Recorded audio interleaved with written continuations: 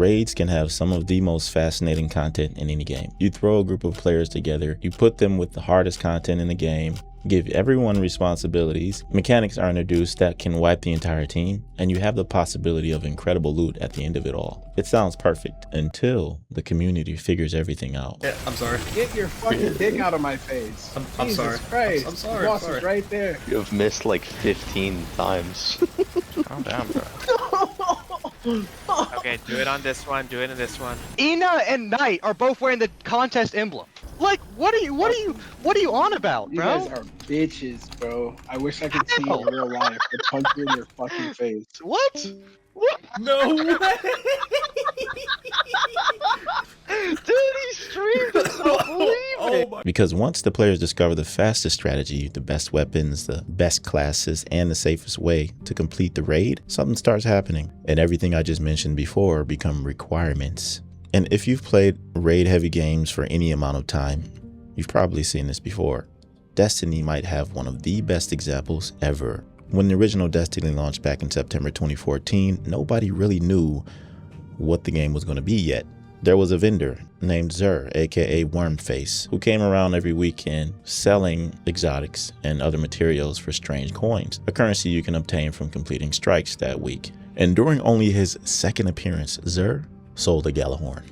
At the time, that didn't mean what it would eventually mean. People were still figuring Destiny out. Players didn't even know who Xur was or how to get strange coins. Exotics were rare, but those strange coins mattered a lot. And a lot of players looked at the Gjallarhorn and basically thought, why would I waste my exotic slot on a rocket launcher? So some of them passed on it and didn't really think much of it. Then people actually discovered what Gjallarhorn could be.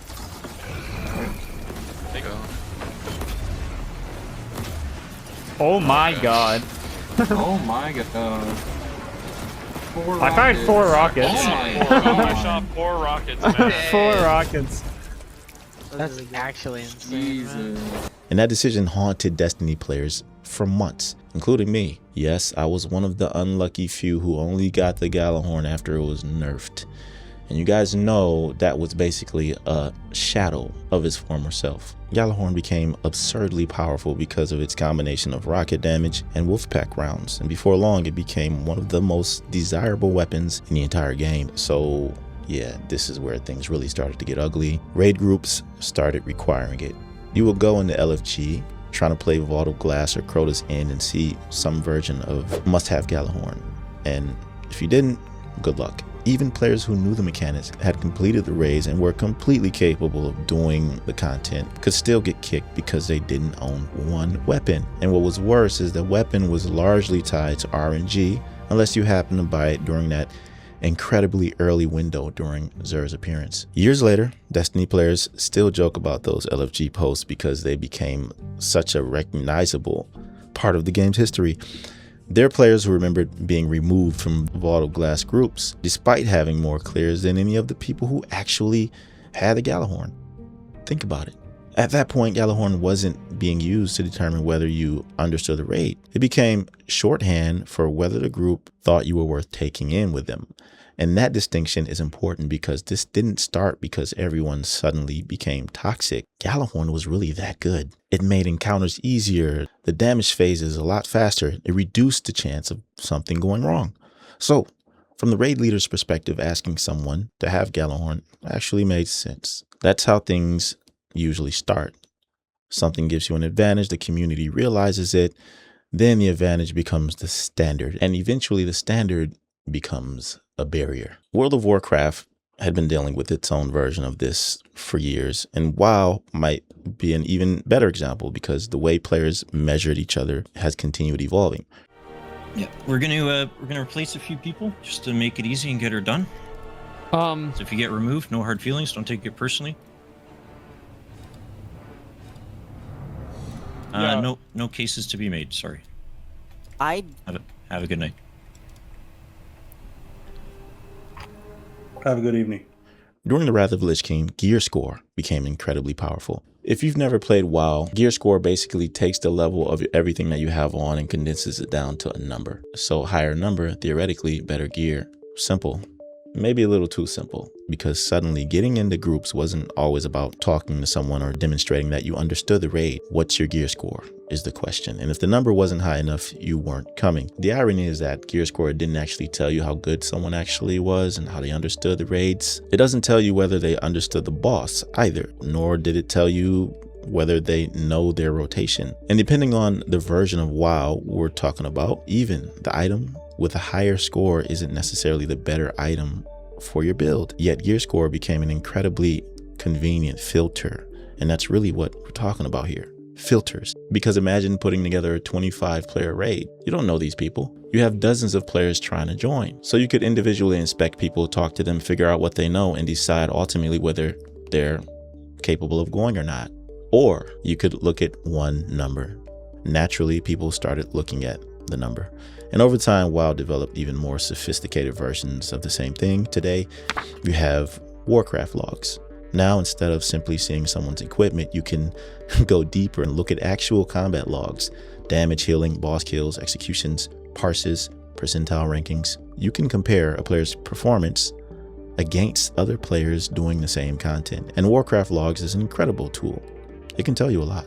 Guilds use it to figure out what went wrong, players use it to improve, and raid leaders can see whether someone actually understands their class. But hold on, you know how we are. A useful tool can actually turn into another barrier. Now somebody doesn't just want to know whether you've completed the raid, they want to see your parse. And then we're right back in the same conversation Destiny had with the Gjallarhorn. If any of you is below me on damage, I'm probably just gonna kick you straight out of the guild. I literally see you anywhere. I don't care who you are. Yeah, Fexy, Purple Lucky, nice knowing you. The requirement isn't necessarily unreasonable though, but how far do you take it?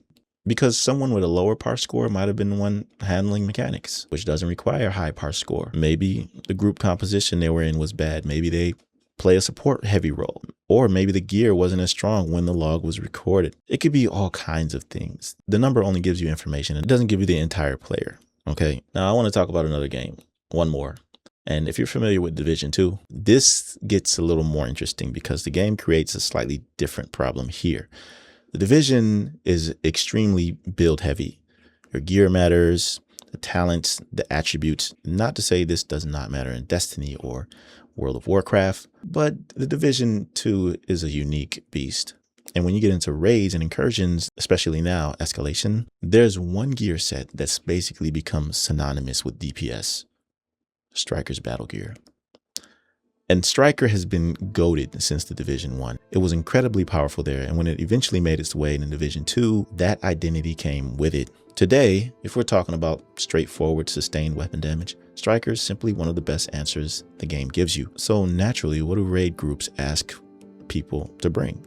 Striker. Even right now, there's a new incursion coming out called Broken Rain. It's the latest incursion in the series. A lot of people are looking forward to it because we haven't had an incursion in 2 years, let alone a raid. And there are videos coming out saying, okay, what builds to use, how to prepare for the Broken Rain incursion. Guess what they're saying?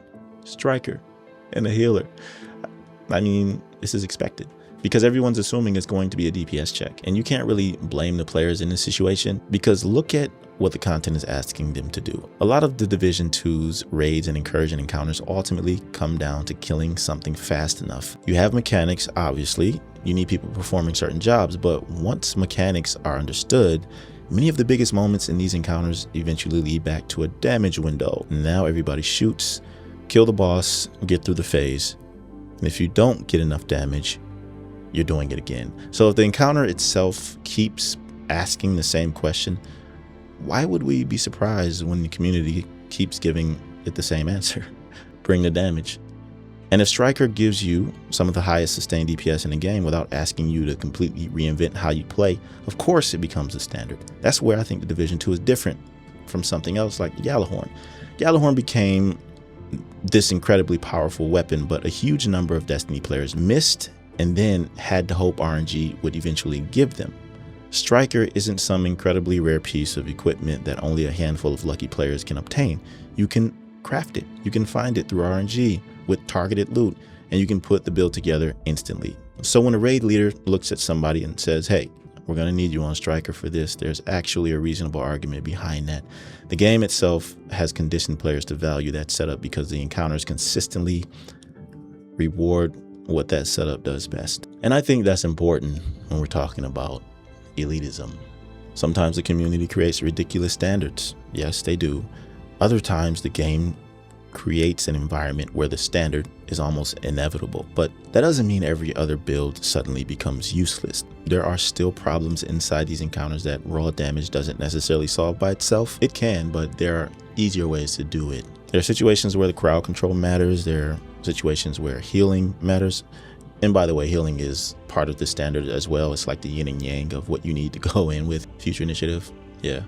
In other cases, you can amplify the damage of the entire group instead of simply increasing your own. You can control enemies that would otherwise put pressure on the DPS players. There are ways to solve problems. That's where build diversity can still exist. The ultimate question is this alternative actually causing more problems than it solves?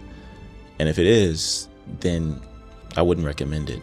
But if that sacrifice allows the group to solve a mechanic more consistently, control something that causes wipes and keeps players alive, basically provides value, substantial value, now there's actually something worth talking about. And that's where the Division 2 can fall into the same trap we've been talking about throughout this video.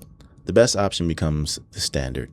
The standard becomes a requirement, and eventually people stop asking why it's the requirement. That's the part we have to be careful with, because striker being the best DPS set doesn't mean 8 striker builds are automatically the answer to every problem in the game. Just like owning Gjallarhorn didn't mean you understood Vault of Glass. And having a high gear score or gear parse doesn't automatically mean you're the player who's going to save the raid when something goes wrong. Trust me, I've seen many meta builds on the floor. So these things are indicators, tools, and they can be very useful tools. Every game has its own version of this entry ticket.